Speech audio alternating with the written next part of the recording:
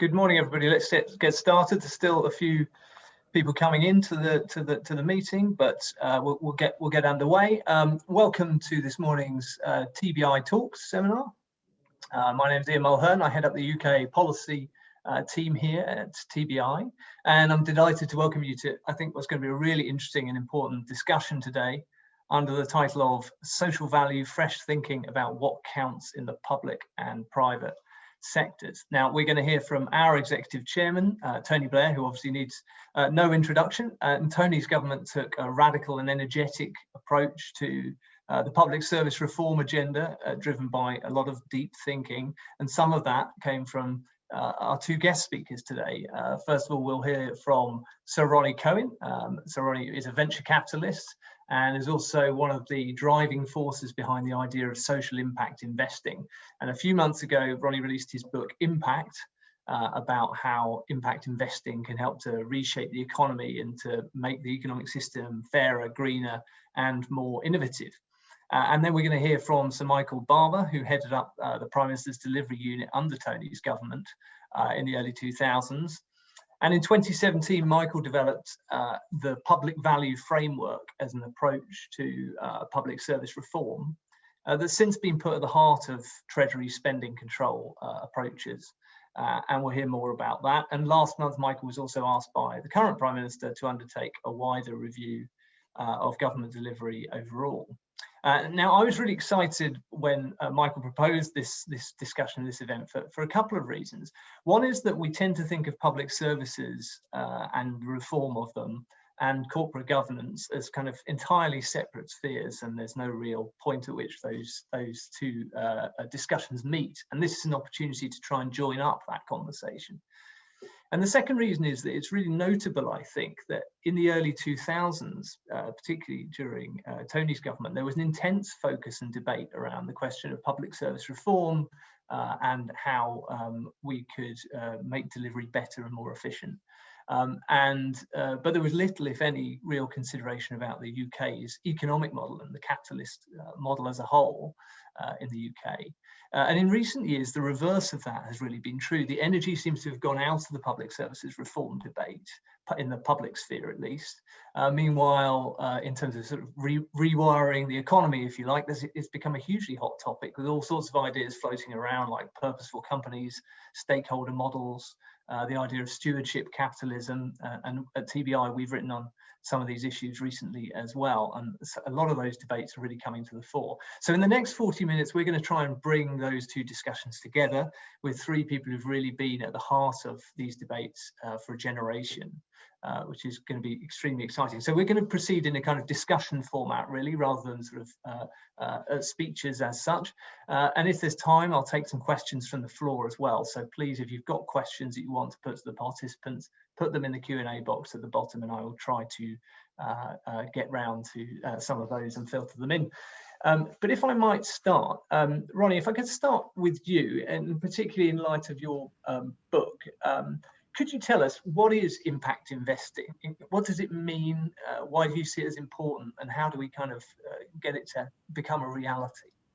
Certainly, and may I start off by saying how great a pleasure it is to be here with you, with Tony and with Michael to talk about this very important issue. I think we're on the edge of a tectonic change in our economy, in the way we tackle social and environmental issues in particular.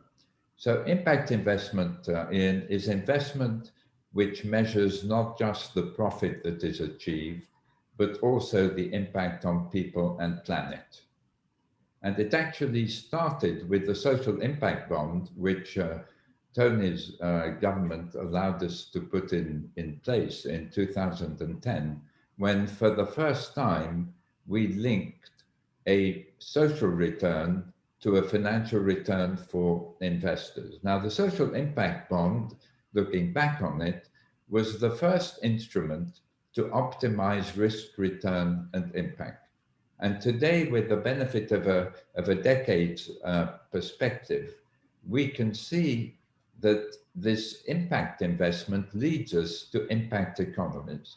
There's $40 trillion of investment today, half of all professionally managed assets in the whole world, which is going to achieve more than profit. It's going to achieve environmental, social, and governance, ESG as it's called, improvement.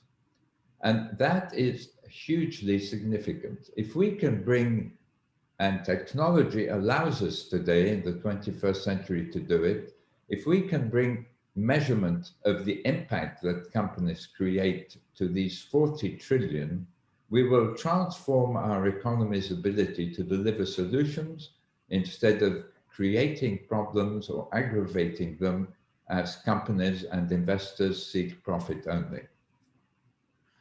Thanks, Ronnie. And there's been a lot of debate recently about the idea of the purposeful company and putting purpose rather than profit motive at the heart of companies, and other kind of similar debates around stakeholder capitalism that have been around for a lot longer.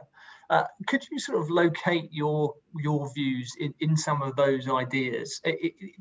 Reading your book, it seems quite similar to the kind of purposeful company sort of idea, but do you see it as different to that? No, it's totally part of the same change, the same paradigm shift. If investors begin to seek risk, return, and impact, it means they don't invest in companies that are polluting the atmosphere much more than their competitors, or which are using child labor or paying below living wages or discriminating between genders in terms of remuneration.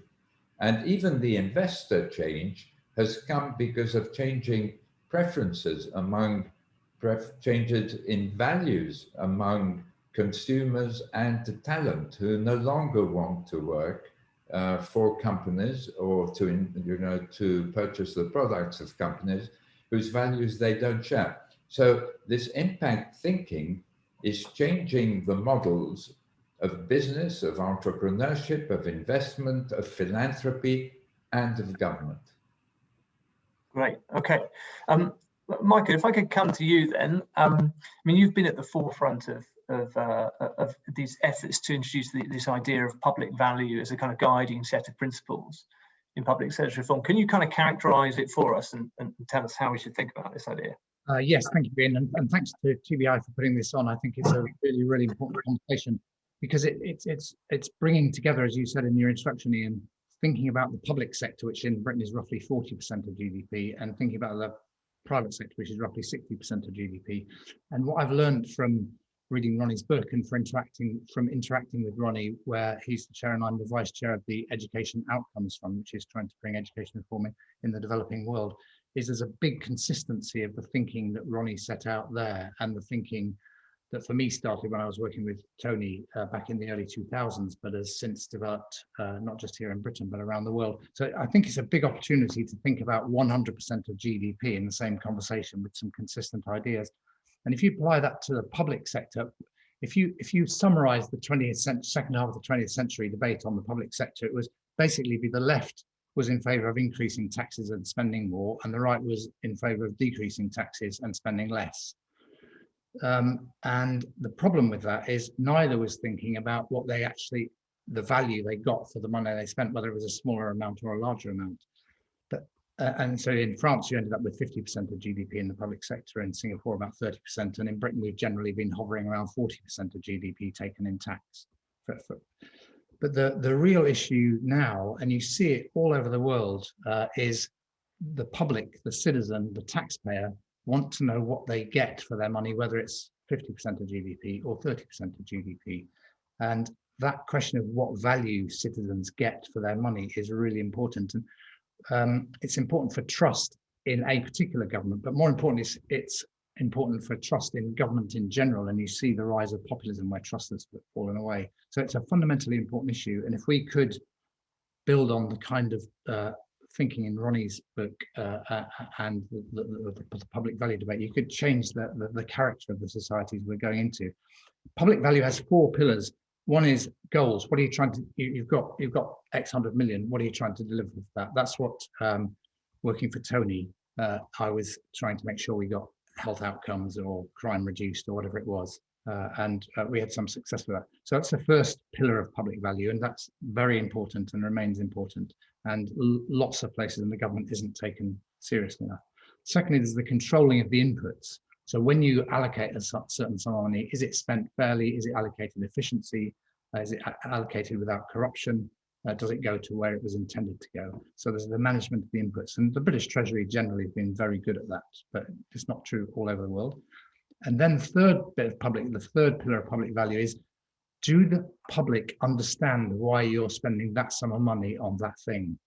And if you're a user of that service, do you understand how you can contribute to ensuring the success of the service? So if we spend, as we are doing, hundreds of millions on mental health, because it's a major issue, you only have to think for a moment to realize we're never going to solve mental health problems unless the mental health sufferer and his or her family and friends are contributing to that. It doesn't matter how much money you spend, unless the sufferer engages, you're not going to solve the problem. So if you can get greater public engagement from the user, you'll get better outcomes for the same amount of money. And then the fourth thing, which you mentioned, Ian, and Ronnie mentioned too, is stewardship. While you do all that, are you trying to leave the institutions better than you found them? And that's particularly relevant, obviously, in the environmental area. So the stewardship of our land, of our trees, of all of that, and the planet as a whole. But it's also true of institutions. If you're a head teacher, when you move on to your next job or you retire, are you leaving the school better than you found it? Has it got better capacity, more talented staff, greater relationships with the community? So those four things are what I count as public value: achieving the goals, managing the inputs, getting the engagement of the public and the users of your service, and stewardship, so thinking for the long term. Thanks, Michael. And in terms of the work you and Tony did in government, I mean, you touched on it a bit there, but how different is this from what you were doing then, and what do you think we really learned from that experience that's led you to what you think now? Yeah, well, what I certainly didn't realize at the time, maybe Tony did, and we can ask him, that how innovative we were being. And I just thought this was a really sensible thing to do. You've allocated large sums of public money. We had growing investment in the health service and education and so on. What are we getting for our money in outcomes terms?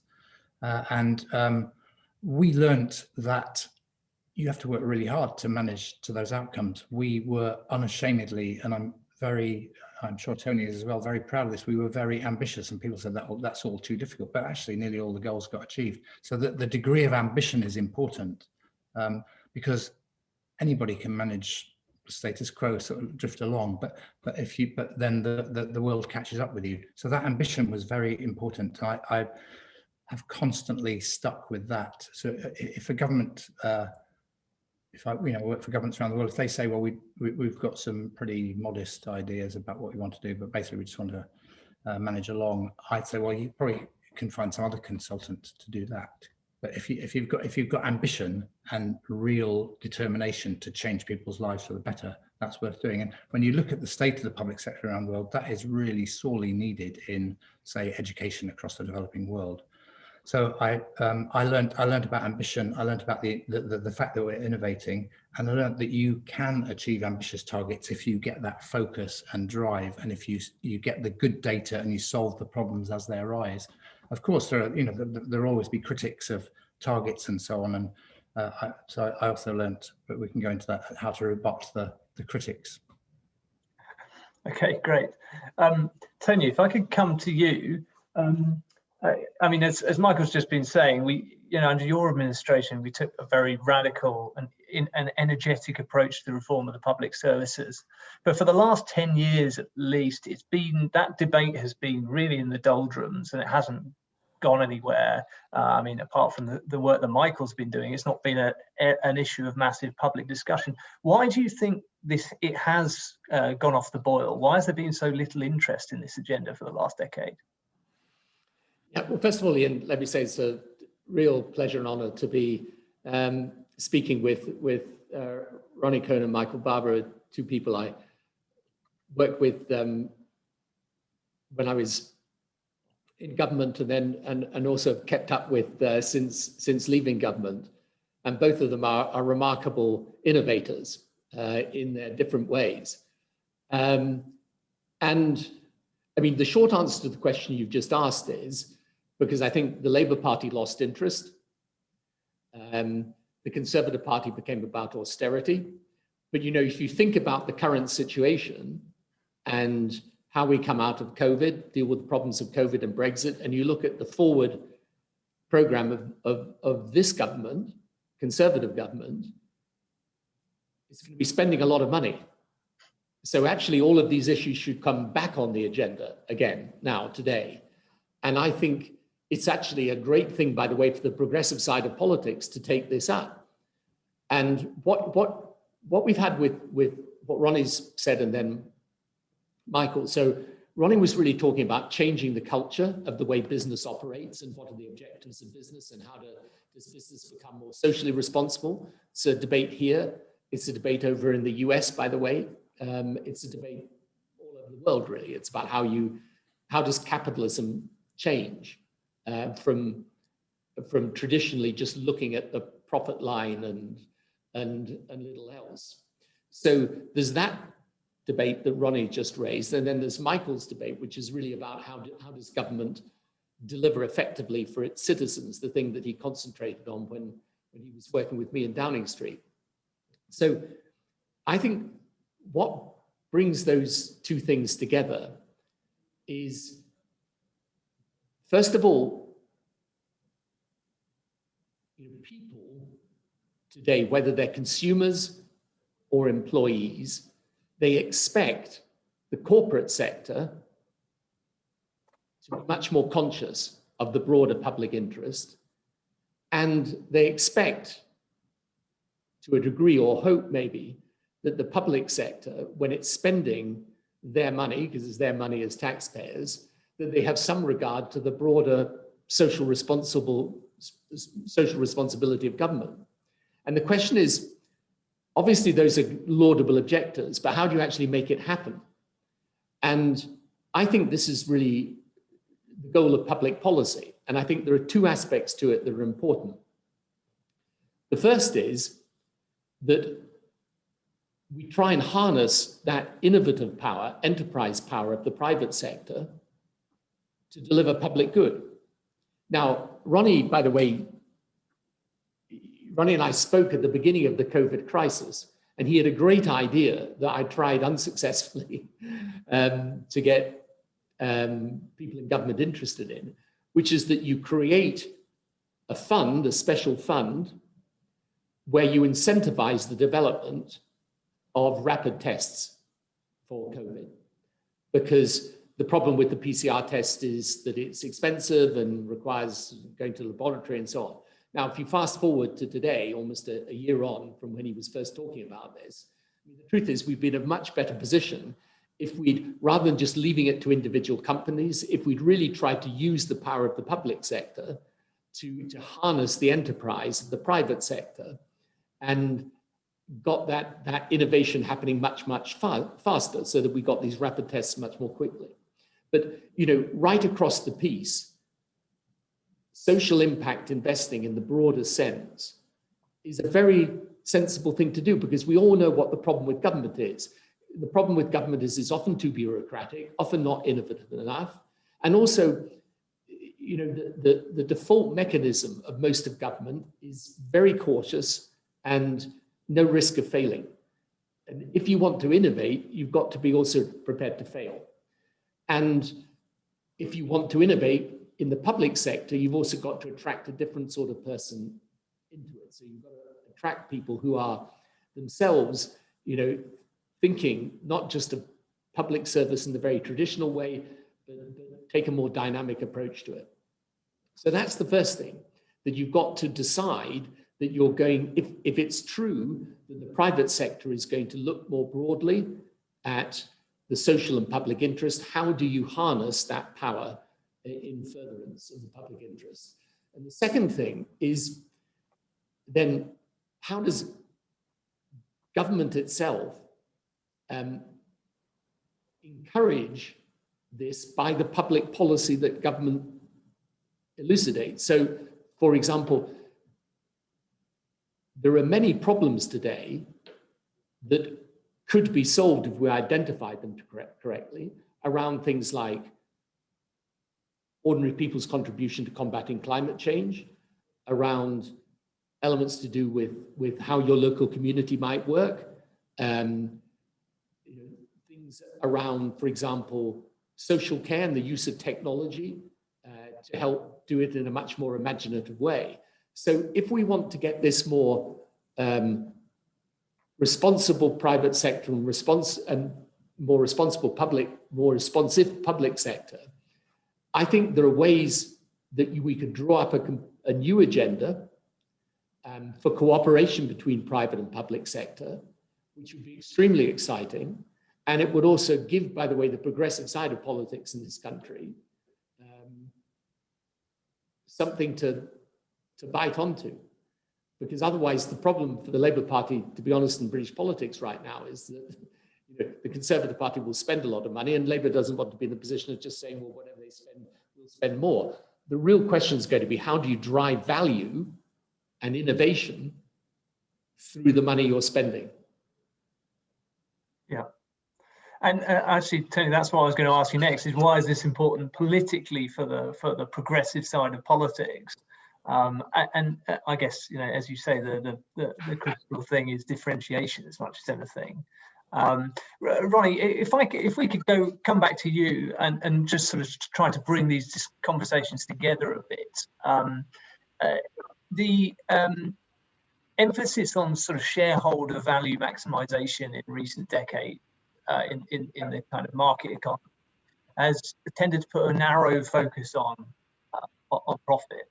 But it has the benefit of being very clear, accountability is strong, and if companies are to embed this kind of broader set of social impact goals into their purpose, how do we hold them accountable? How do owners hold them accountable? How does society hold them accountable? And do you think that broadening that set of goals risks kind of diluting that accountability issue? No, I don't think that it is going to lead to a weaker economic system, if you like, Ian. I think it leads to a stronger one. Let me explain why. We're living at a time when there are three convergent, extremely powerful forces at work. One is the change in values, which we've referred to. Young people not wanting to purchase product, work for companies, investors not wanting to invest in companies that are polluting. And this is not a flash in the pan. When you're talking half of the world's professionally managed assets growing at nearly 20% a year, you're talking of a mega trend, as people have described it. The second is huge leaps in technology that enhance our ability to deliver impact globally.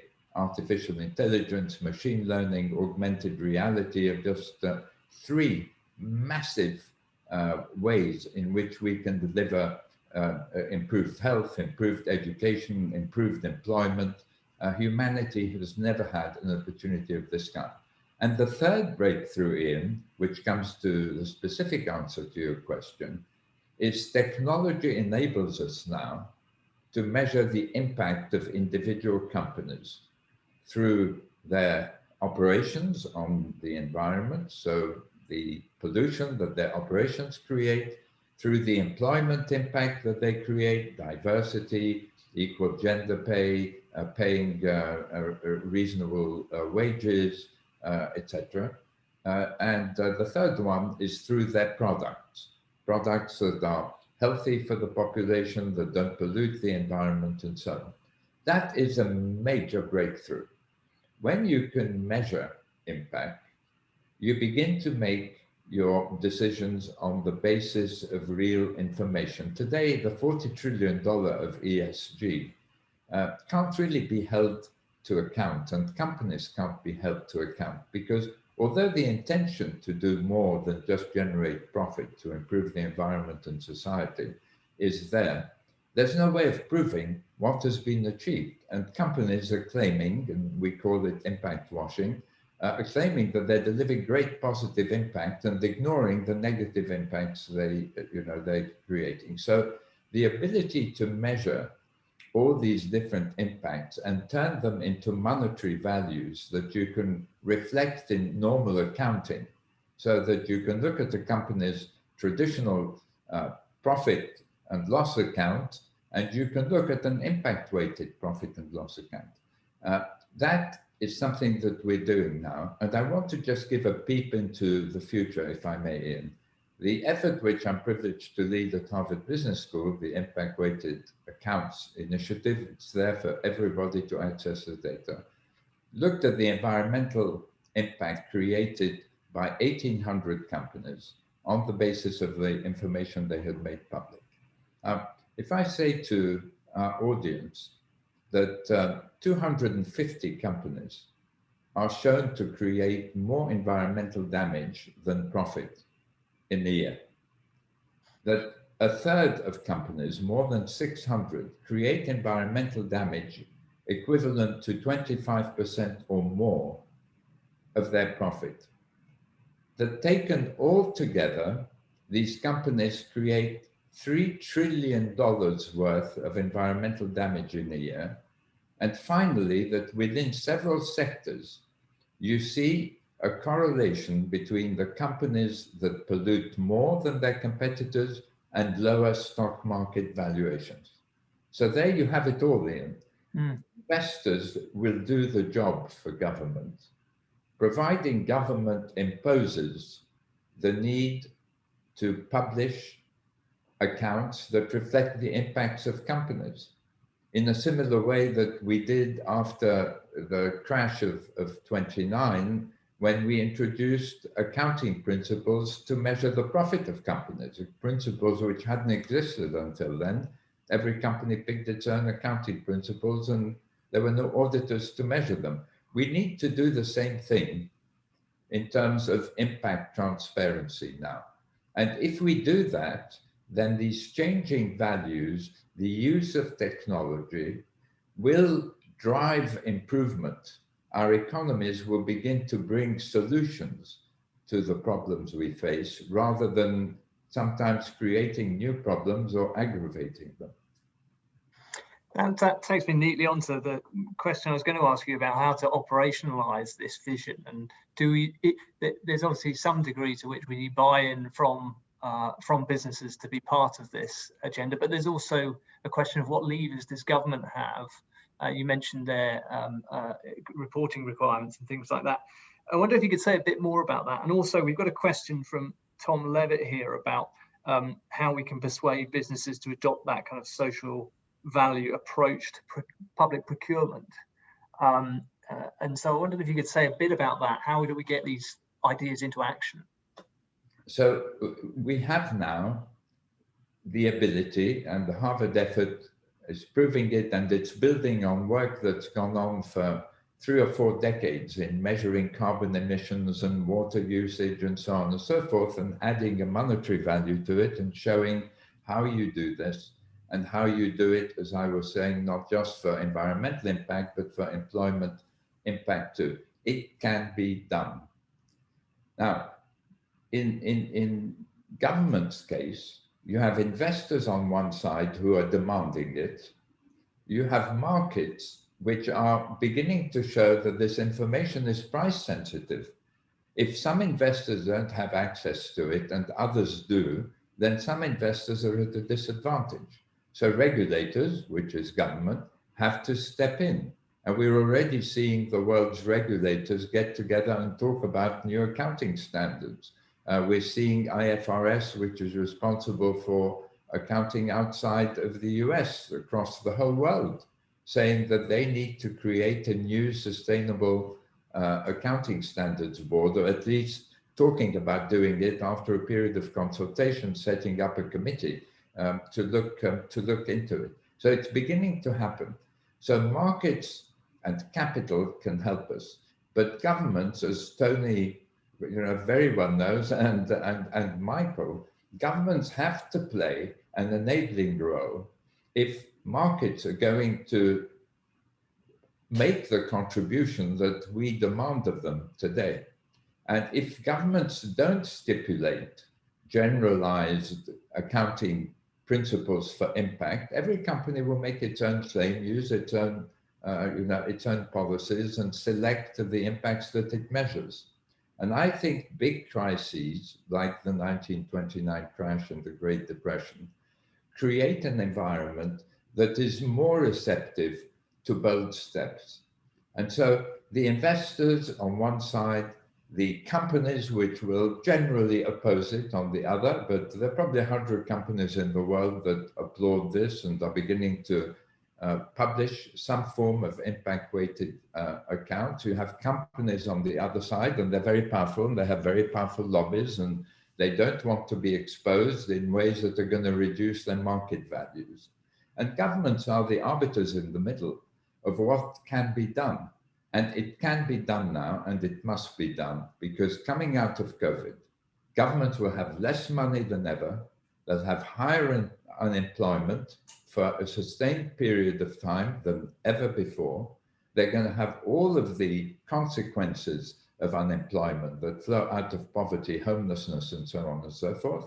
And without money, they can't cope with it. The only way is to bring, as Tony was saying, to bring businesses and investors alongside and harness their enterprise in solving these big challenges. So governments should do it out of necessity, not out of choice. Great, thank you, Ronnie. I was going to come on to that question about some of these this agenda in the wake of COVID, and I think you've set it up nicely there. But before we do come back to that, I want to go back to Michael if I can.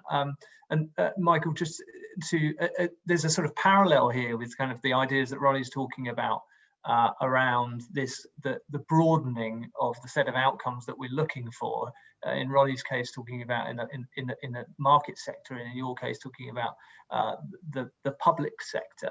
And so, a similar question to you, to the one I asked to Ronnie: if we are to broaden that sort of set of goals and what we think value means in the public sector, how do we avoid the loss of focus and drive that kind of earlier focus on targets really enabled?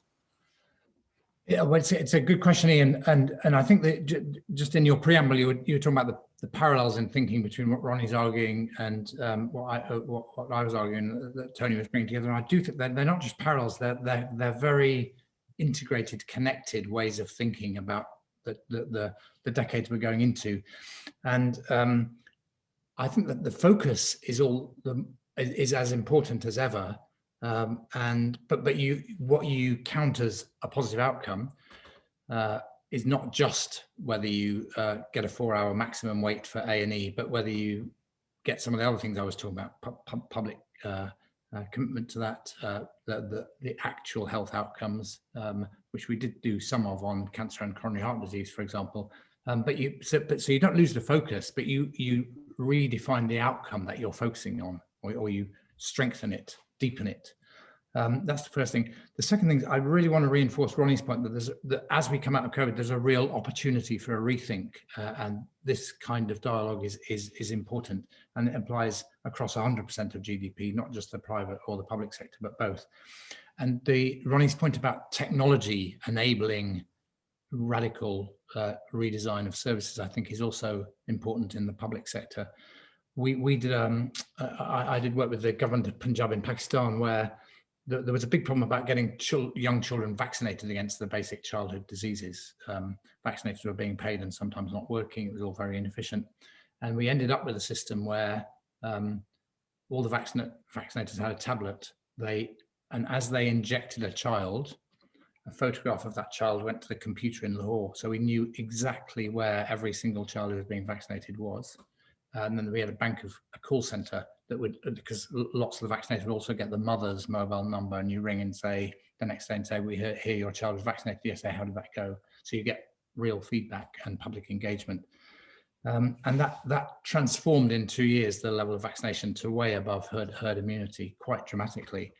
So that's just one example of the way you can use technology to get much better outcomes for not a lot more money.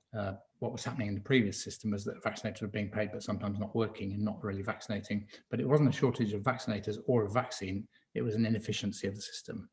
So if you can get the technology working with a clear focus on the goal, you can make a big difference. And the other thing, which is a subject for another debate, is Ronnie's point about what modern regulation looks like. because a lot of these services, you're not going to just do it through a kind of top-down implementation. You're going to do it through creating the right regulatory environment. I had a great conversation with a former Prime Minister and Finance Minister of Mozambique. She oversaw a 14% increase in GDP in a single year at one point. And I said, how did you do that? She said, we didn't do it at all. We just created the circumstance where we unlocked the music in people. And you've got to unlock the music in people, but you've got to set the rules for that to happen. Yeah. And what in terms of this question about the impact of COVID, Ronnie raised a couple of the sort of trends that we're going to see in the wake of COVID. And one of the key things as far as public services reform, I think, is concerned, is the issue of resilience has risen up the agenda a lot in the wake of the pandemic. So how does the kind of public value approach speak to the challenge of resilience? Yeah, that's a classic bit of on my 4 pillars of stewardship. So you might not think in a given year, if we've got a marginal extra pound, we could spend it on this bit of very visible stuff that everybody will notice, or we could spend it on resilience that we don't know quite when it will come home to roost, as it were. So I think that under my 3rd pillar, that's exactly the kind of argument that needs to be made by governments across the world. Look what happened when we were threatened by a pandemic. The next threat may be another pandemic, or it may be things that are related to climate change or whatever it might be. But resilience really matters, and it needs a dialogue between political leaders and populations and the citizens. Why are we spending that money when apparently it doesn't make any difference today or tomorrow, but it might make a huge difference in 3 years or 5 years or 10? So we have to have a proper dialogue about that. And after all, it's a slightly different thing, but British politicians since 1945 have made the case for Britain being a nuclear power. Now, I don't want to enter into that debate, but people have basically bought that argument. There's never been a majority for doing away with Britain's nuclear weapons. You could do the same on this resilience thing. You have to get people to understand that that is part of the future, and that's one. Government is the only institution that will prepare for the future in the way that we're talking about. Yeah. And before I come back to Tony to sort of close this off, Ronnie, I wondered if I could come back to you on the impact of the crisis, because in the wider market economy, we are seeing, I think you've touched on some of them, lots of challenges of inequality, not necessarily income inequality, but between old and young, between men and women, issues of race. Some of these things, many of these things have been exacerbated by the crisis. So how does the approach you're talking about speak to some of those challenges we're going to face in the years ahead? So if I answer your question by focusing first on the sustainable development goals, Ian, there's a $30 trillion gap to the end of this decade in the funding that is required in order to achieve them. Governments can't provide that. Philanthropists can't provide that. There's $1.5 trillion of philanthropy in the whole world. So the only way we can do it is through impact. You already have 40 trillion going to companies to fund companies' investments and their growth. If we can create the circumstances in the way that Michael was eloquently stating, which mean that when companies invest, they invest because they're going to achieve both profit and social and environmental improvement, because that's what consumers want, that's what their talent wants, and that's what investors want. And if they don't do it, the values of their companies are going to crash, as has happened with companies like ExxonMobil at a time when clean energy companies have multiplied their value by 3. ExxonMobil's value has divided by 3 over just 3 years.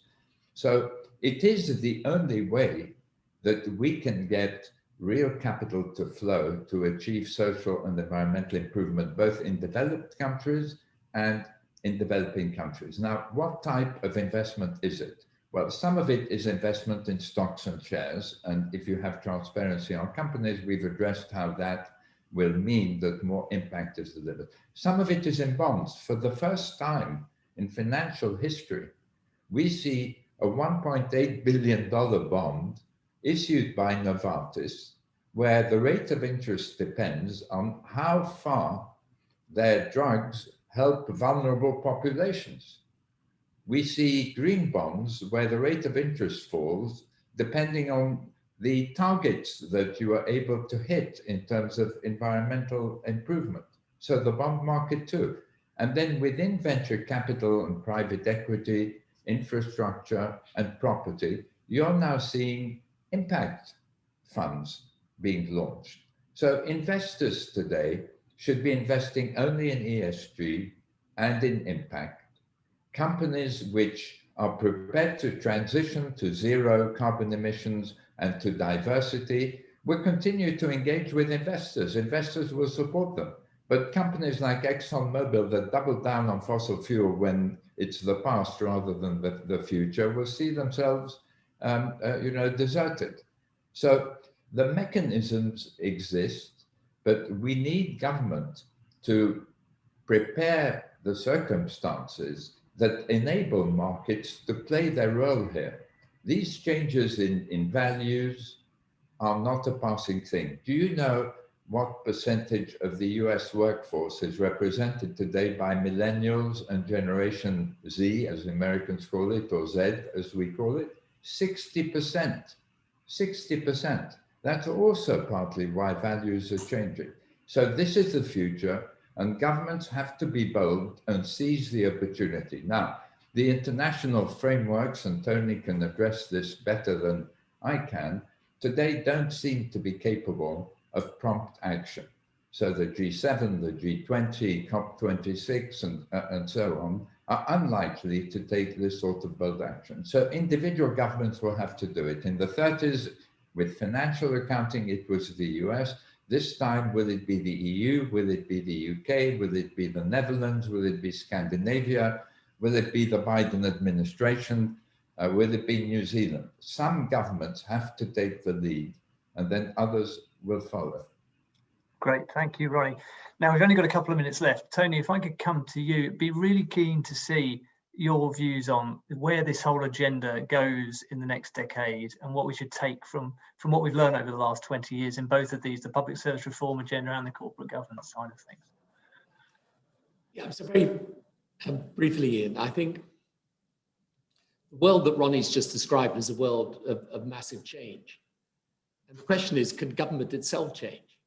If the world is reinventing itself, you can't have government standing still. And the challenge is, those of us who have engaged in government and public service reform know, is that, when I was being brought up in the Labour Party, we were always taught that the civil service was a Tory conspiracy. And in the end, what I decided was it was really a conspiracy for inertia. And yet, when we look at the challenges we face now, we just can't carry on like that. And I would just make 3 points very briefly. If we want government to change, the first thing we need to do is to have the capability within government of really analyzing what the problems are. I remember just before I left office working on social exclusion, where you realized that the amount of money the state spent on the 100,000, those socially excluded families, was just a vast amount of money. And yet we'd always assumed that they would be susceptible to the same policy as all the rest of the families who weren't in that situation. So you start with an analysis of what can be done. Secondly, you have to set that policy framework. Now, I think, Ronnie was saying, well, it's hard to get international institutions to do that. But I think, for example, at the end of this year, when we do the climate change conference in Glasgow, I think if you set a framework at a global level, that will have a real impact on individual countries' policies. So you need to set the right policy framework. You need to decide, for example, that you're going to be incentivizing certain things. And government needs to construct the right policy environment for those things to happen. But then thirdly, as you know, I am obsessed by the idea that the single biggest change going on in the world today is the technology revolution. It is the real world change. And the first group of politicians that really understand it, master it, and can harness it for the public good will be the ones that will succeed. But that requires a completely different level of understanding by the public sector. It requires an ability to innovate, which is why you need that partnership with the private sector. And it will need a different type of person coming into the public sector. And I think that agenda of reforming government and the public sector has been out of British politics for far too long. It's got to come back on the agenda today. Fantastic. Thank you very much, Tony. Now we're just over time, so I will draw it to a close there. I think we've heard today some really great thinking about how you bring together these previously disparate debates to form a coherent agenda for the 2020s and the post-COVID world. And I think it's a really exciting discussion to have started. So just remains to say thank you to Tony, to Michael and to Ronnie, and do look out for further events that we'll be doing at TBI, and we hope to see you back soon. Thank you.